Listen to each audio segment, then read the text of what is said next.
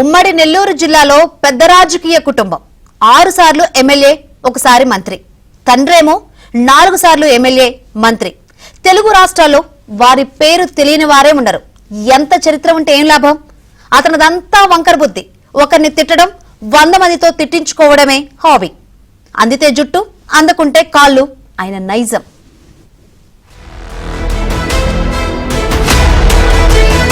ఉమ్మడి నెల్లూరు జిల్లాలో ప్రధానమైన రాజకీయ కుటుంబాల్లో నల్లపరెడ్డి కుటుంబం ఒకటి.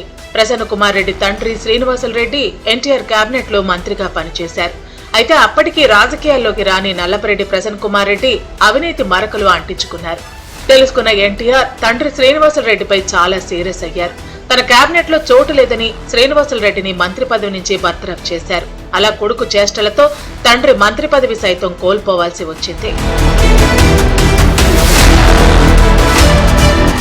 శ్రీనివాసులు రెడ్డి కాంగ్రెస్ కోటికి చేరి కోవూరు నుంచి గెలుపొందారు. 1996లో శ్రీనివాసులు రెడ్డి మృతి చెందగా ఉప ఎన్నిక జరిగింది. ఆ సమయంలో ప్రస్తుత ఎమ్మెల్యే సోమిరెడ్డి చంద్రమోహన్ రెడ్డి తన రాజకీయ భవిష్యత్తుని పణంగా పెట్టి ప్రసన్నకి టీడీపీ టికెట్ ఇప్పించారు. కాంగ్రెస్ దిగ్గజం పివి నరసింహారావు ముఖ్య శిష్యుడు పెళ్లకూరు రామచంద్రారెడ్డిపై ప్రసన్న గెలుపు కోసం టీడీపీ నేతలు ఎంతగానో కృషి చేశారు. అప్పట్లో కోవూరులోనే 18 రోజుల పాటు తిష్టవేసిన చంద్రబాబు టీడీపీ ముఖ్య నేతలు చేసిన కృషిని ఇప్పటికీ చర్చించుకుంటూ ఉంటారు. ఎన్టీఆర్ తన కేబినెట్ లో ప్రసన్నకి చోటిచ్చి చక్కెర శాఖ మంత్రిని చేశారు. 2004 ఎన్నికలకి ముందు రాజశేఖర రెడ్డి రాయలసీమ రౌడీ, ఫ్యాక్షనిస్టు, మత కల్లోలాలు సృష్టించాడు అంటూ ప్రసన్న తీవ్రమైన ఆరోపణలు చేశారు. చంద్రబాబు దేవుడు అంటూ కీర్తించారు. ఆ ఎన్నికల్లో ప్రసన్న ఎమ్మెల్యేగా గెలిచారు. కానీ టీడీపీ అధికారంలోకి రాలేదు. వైఎస్ రాజశేఖర రెడ్డి సీఎం అయిన వెంటనే ఆపరేషన్ ఆకర్ష్ మొదలెట్టారు.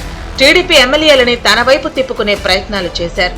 పట్టుమని టీడీపీ ఎమ్మెల్యేగా గెలిచి 10 రోజులు గడవక ముందే ప్రసన్న కాంగ్రెస్ కోటికి చేరారు. దేవుడు దేవుడు అంటూ కీర్తించిన చంద్రబాబుపై పరుష పదజాలంతో తీవ్ర ఆరోపణలు చేస్తూ పబ్బం గడుపుకున్నారు. జిల్లాలో దివంగత మాజీ సీఎం జనార్దన్ రెడ్డిని సైతం తీవ్రంగా విమర్శించారు. ఆయన చేసే విమర్శలకు దివంగత ఎమ్మెల్యే ఆనం వివేకానందరెడ్డి ధీటైన సమాధానం చెప్పేవారు. పలుమార్లు ఇద్దరి మధ్య 4-5 రోజుల పాటు తీవ్రస్థాయిలో మాటల యుద్ధాలు జరిగేవి. చివరాఖరికి వివేక దెబ్బకి ప్రసన్న తోక ముడిచేవారు. ఇలా ప్రసన్న ఎవరినంటే వారిపై ఉచ్చనీచాలు మరిచి విమర్శలు చేయటం, తర్వాత వారినే దేవుళ్లతో పోలుస్తూ పొగట్టం వంటి చౌకబారు వ్యవహారాలు సర్వసాధారణం.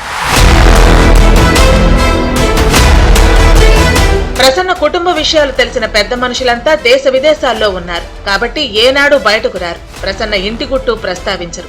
కానీ వారి పేరు చెబితే ఇప్పటికీ హడిలిపోతాడు ప్రసన్న.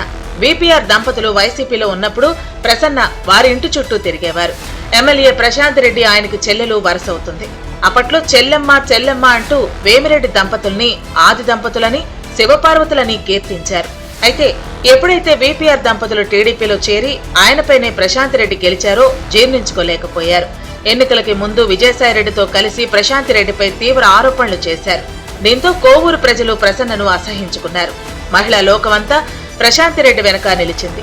6 సార్లు ఎమ్మెల్యే అని చెప్పుకునే ప్రసన్న ప్రశాంత్ రెడ్డి చేతిలో 57,000కి పైగా ఓట్ల తేడాతో ఘోర పరాజయం పాలయ్యారు. అది ఇప్పటికీ ప్రసన్నకి మింగుడు పట్టం లేదు. అందుకే ప్రశాంత్ రెడ్డి వ్యక్తిగత జీవితంపై అనుచిత, అసభ్యకర ఆరోపణలు చేశారనే చర్చలు సాగుతున్నాయి. ఎన్నికలకి ముందు పోలంరెడ్డి దినేష్ రెడ్డిని ఇష్టమొచ్చినట్టు బండబూతులు తిట్టించాడు. పెద్దారెడ్లు అందరూ ప్రసన్నని చీతరించుకుంటూ ఫోన్లు చేసి చివాట్లు పెట్టారు. ప్రస్తుతం ప్రశాంత్ రెడ్డిపై వివాదాస్పద వ్యాఖ్యలు చేయడంతో మహిళా లోకం భగ్గుమంది. కొంగు నడుంకు బిగించి ప్రసన్నపై దుమ్మెత్తి పోస్తోంది. అయినా కూడా ప్రసన్న కుమార్ రెడ్డి అహంకారం తగ్గలేదు. తానింట్లోనే ఉన్నానని ఎవరొస్తారో రండి అంటూ సవాళ్లు విసురుతున్నారు.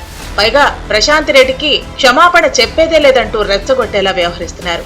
ఇలాంటి వ్యాఖ్యలతో చివరికి సొంత పార్టీ నేతలు, శ్రేణులు కూడా అసహ్యించుకుంటున్నారు.